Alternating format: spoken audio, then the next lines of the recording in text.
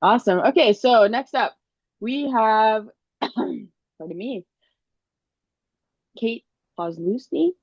And so she's going to be talking about, so Kate's a PhD candidate, I should say, sorry, in the Occupational Biomechanics and Ergonomics Lab, or OBEL, supervised by Dr. Steve Fischer at the University of Waterloo. She previously completed her HBKin degree at Wilfrid Laurier University and her Master's of Science in Kinesiology at Lakehead University. Throughout her academic journey, Kate has been interested in assessing, mitigating, and preventing the risk of work-related injuries, both physical and/or psychological, within varying industries. And so today she's going to talk to us from lab to field toward the development of a workload management approach for community-based personal support workers. Thanks, Katie, for the introduction. And can I just check that I'm sharing the right screen? You are not. Share the other one. Swap them. Perfect. Perfect. I wanted to double check that before. Is that There you good go. now? Yes, thank you. Perfect. Okay. So one second as I organize, but thank you, Katie, for that introduction. As well, thank you, Krosh, for, of course, holding this. Katie, you running today's show a little bit unexpectedly, but also to everyone just being here today to listen to this. So as a quick kind of oversight, this is going to be like a quick 20-minute summary of my PhD dissertation, as well as some of our lab work and how that fits into that. So I can get on to the next slide. So this project and the series of projects I'll be presenting today are part of continued research efforts to address and support community-based personal support workers' health and well-being. And so we've been really using a collaboration approach with key stakeholders and using an integrative KT or null translation approach. We've been trying to develop intervention strategies aimed at addressing and mitigating and preventing PSW's risks of developing work-related injuries. So to provide a little bit more context of the current state of home care, so specifically that community care, PSWs provide support to individuals who require assistance with activities of daily living and long-term care facilities, assisted living facilities, and within the community, also referred as the home care sector, as I kind of already alluded to. And individuals who typically require PSWs support include the aging population and those suffering or recovering from injury or illness. As a result of the rapidly aging population, the number of individuals requiring a PSW's care has been continually increasing, while the number of PSWs that require or that support the people requiring these needs has and will remain limited. And so as this happens, there's an additional increase in aging. It is estimated the number of individuals with comorbidities and chronic diseases will triple by 2050. And therefore, there's going to be a growing and has been a growing shift to home care needs that require PSWs to deliver more complex care and support, which just further increases the PSW's workload, specifically in the community. So as PSW workload continues to increase, there has been a growing concern for already high prevalence of work-related injuries. So PSWs are found to be one of the most at-risk worker populations for low back musculoskeletal disorders and continue to have the highest number of lost time claims within the healthcare sector. Additionally, between 2020 and 2023, the number of reported mental stress injury claims, including traumatic stress injuries and chronic stress injuries, has also been increasing within this group. The increase in workload and related injuries can also be attributed to an increasing number of PSWs leaving due to job dissatisfaction, as well as burnout, resulting in large turnover rates within that occupation. And ultimately, this further increases demands of PSWs who continue to support the community, causing a cyclical relationship between increased work hours, burnout, injury risk, etc. Therefore, there's a clear need for intervention strategies that target PSW workload. So workload has been considered a leading concern for PSW's health and well-being. However, it's really not that well understood. So in collaboration with researchers and stakeholders within this industry, this conceptual model was developed to showcase how workload is an intermediate variable within a very complex and multidimensional system.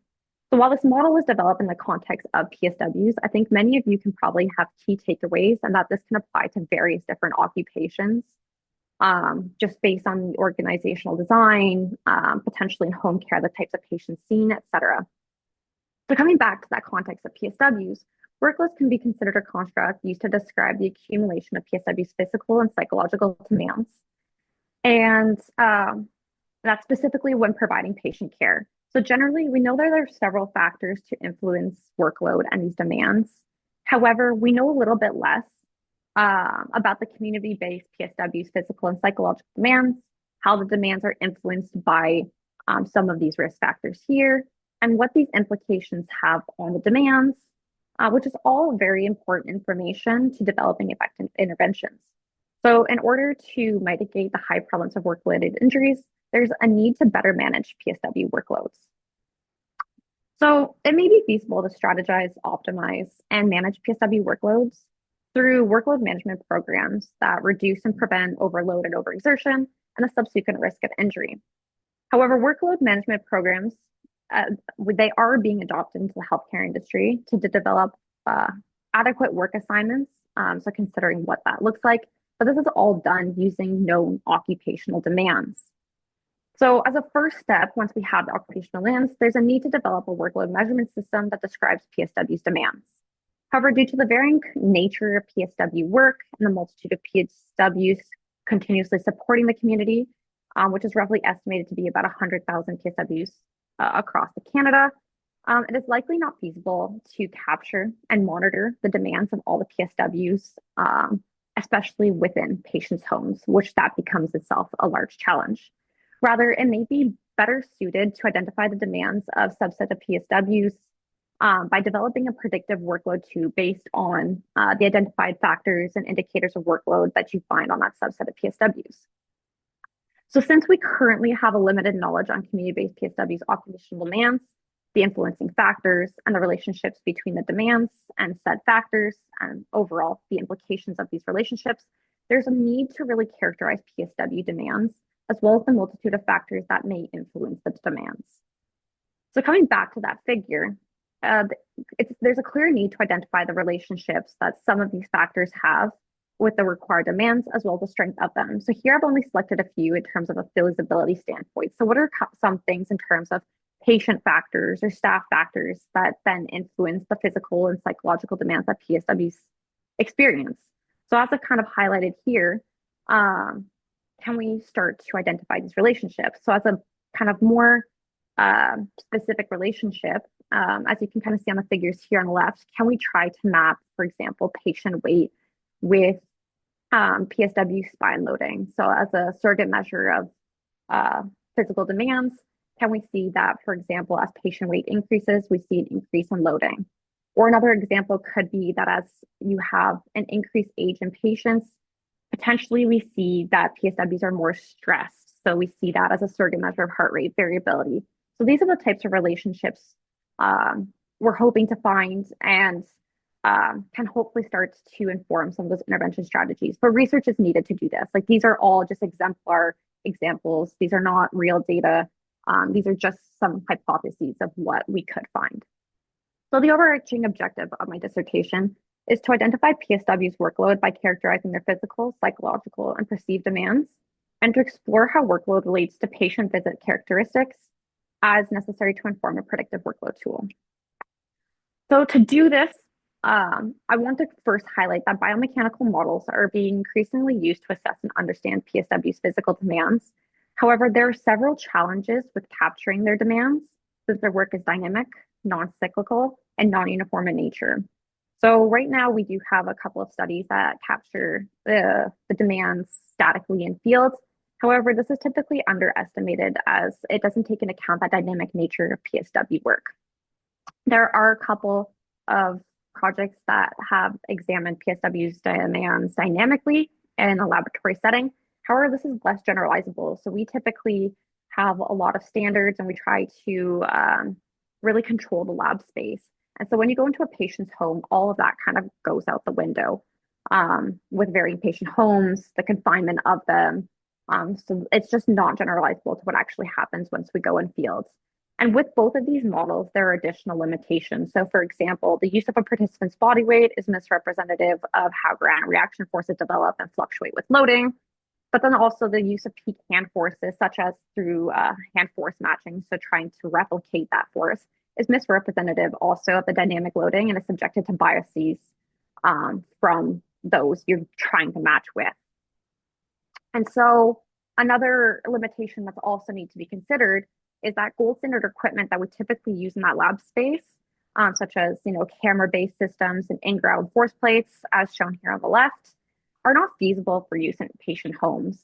I can't bring a 12 camera system that's kind of depicted here into a home.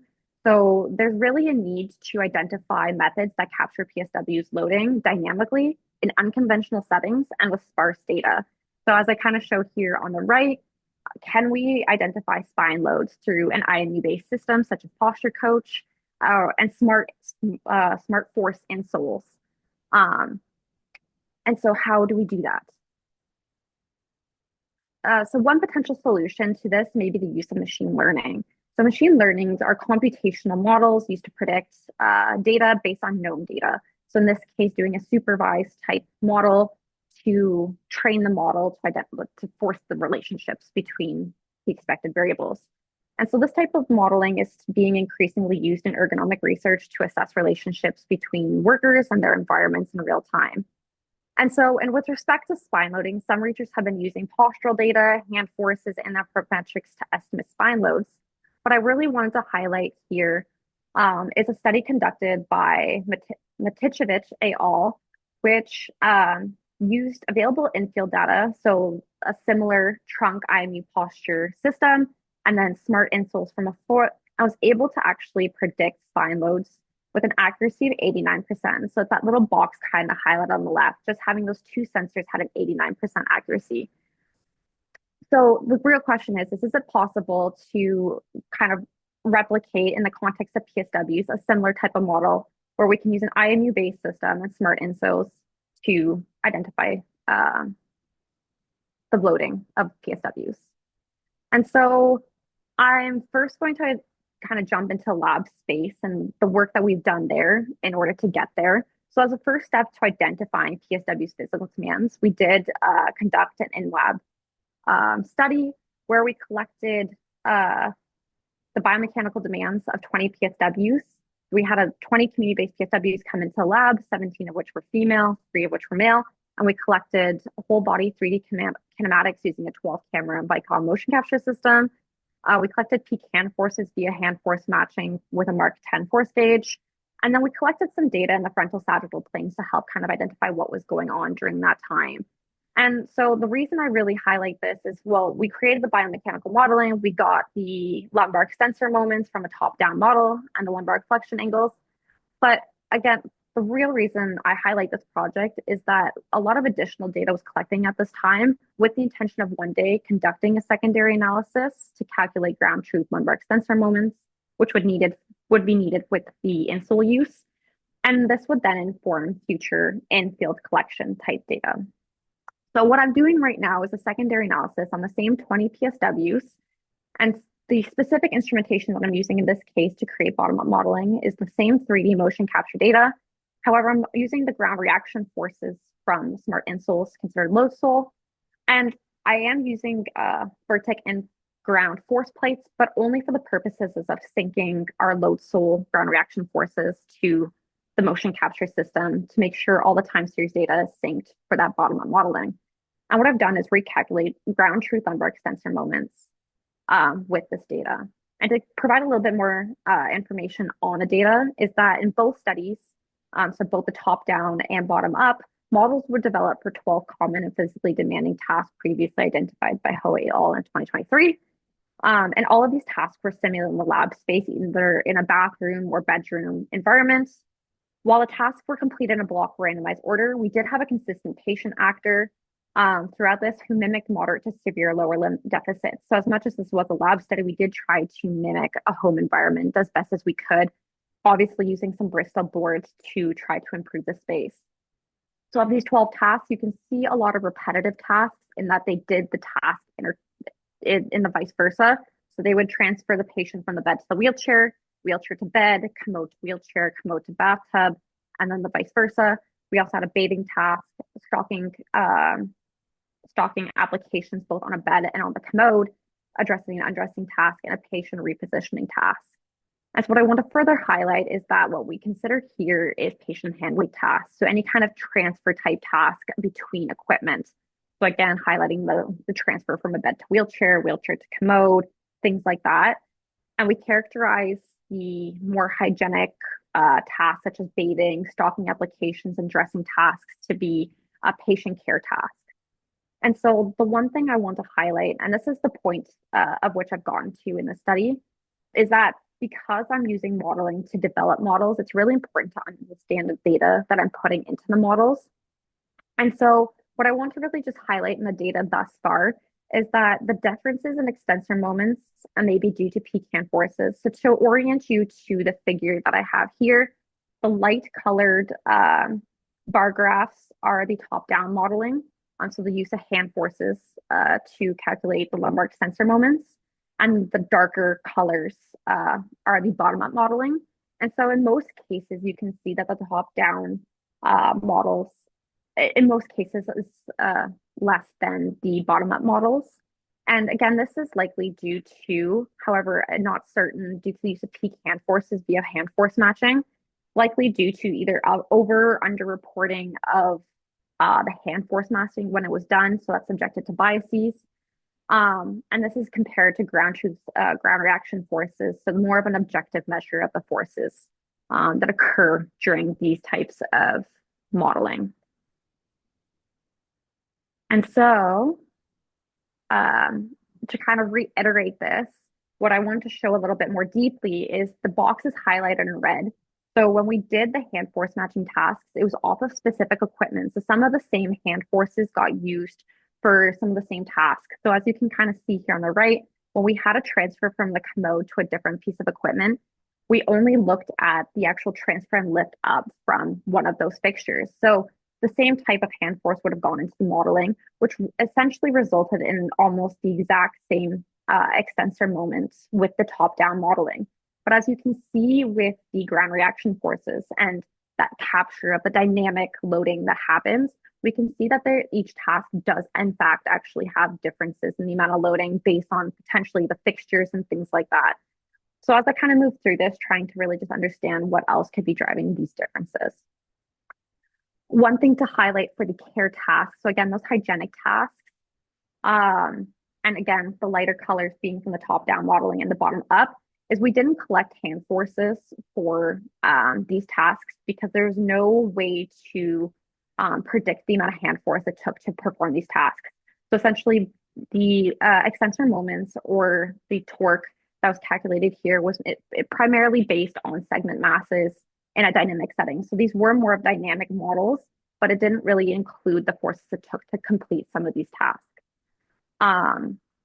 Another thing to identify is because PSWs were free to kind of complete the tasks as they would, one thing I do want to highlight here, as you can see in the table here, is they're very different approaches to completing some of these tasks.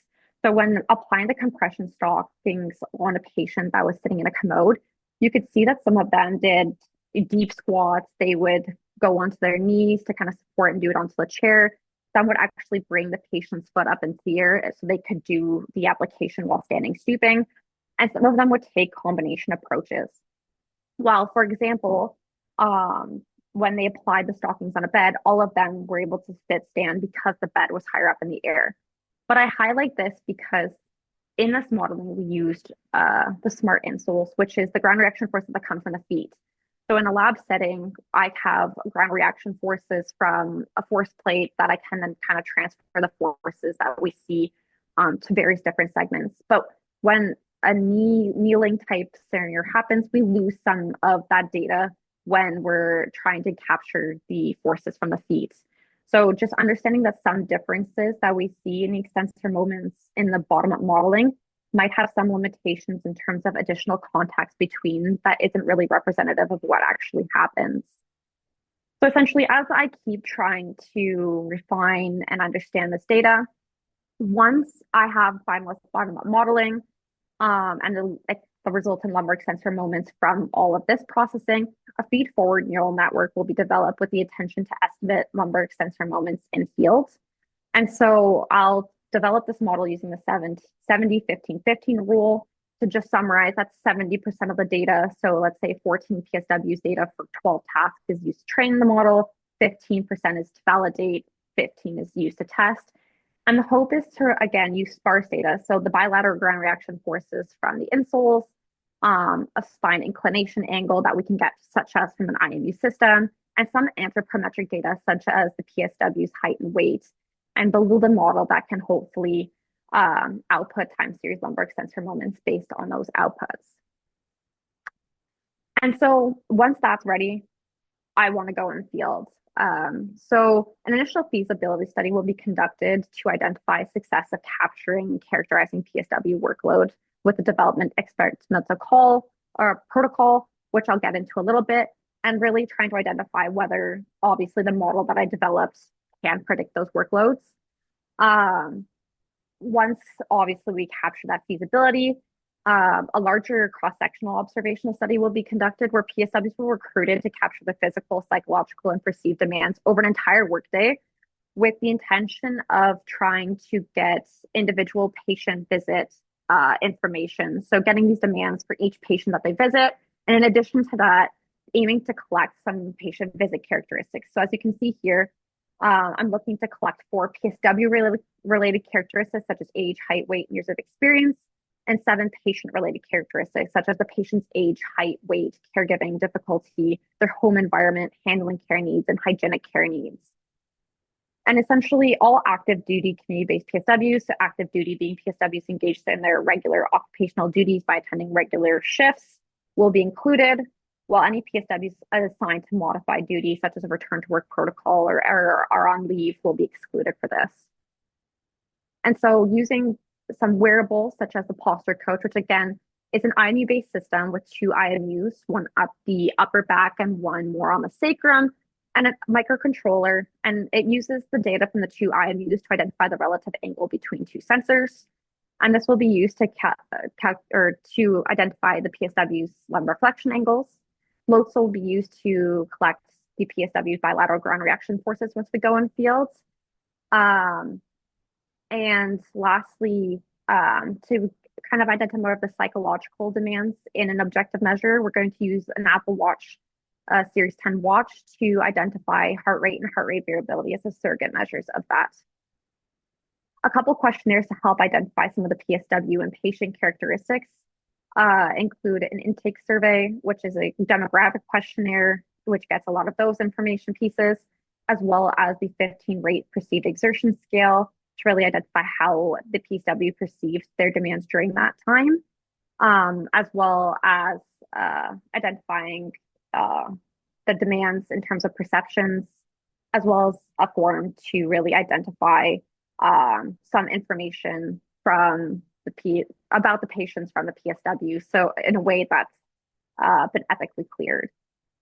And so just to kind of reiterate, a collection day will look something like this. I use 6 as an example, which is not necessarily the case, but essentially over the duration of the day, PSWs will wear the sensors, and all these questionnaires will be repeatedly kind of administered to the day to get this information, with the exception of an exit interview at the end to identify any challenges with the collection in terms of feasibility. And in the end, all of this is to come back to mapping all these relationships. To wrap it all up, I know I'm close to time, but essentially, all of these studies are there to help improve lumbar extensor moment estimates, so those physical demands. It also helps us to identify feasible protocols for going in field for PSWs. And in the end of all of this, it develops models that can break PSWs workloads during patient visits, and this improves our ability to optimize and manage PSWs workloads, and hopefully kind of initiates more system level changes in supporting PSW's health and well-being. So a lot of acknowledgements in this continued work efforts, many of which are our knowledge users, my supervisor, my lab mates for all this background work, and of course our funding sources, because none of this could happen without them. Thank you. Sorry. Thanks, Kate. That's okay. So yeah, so it is difficult to summarize a PhD in 20 minutes, you know.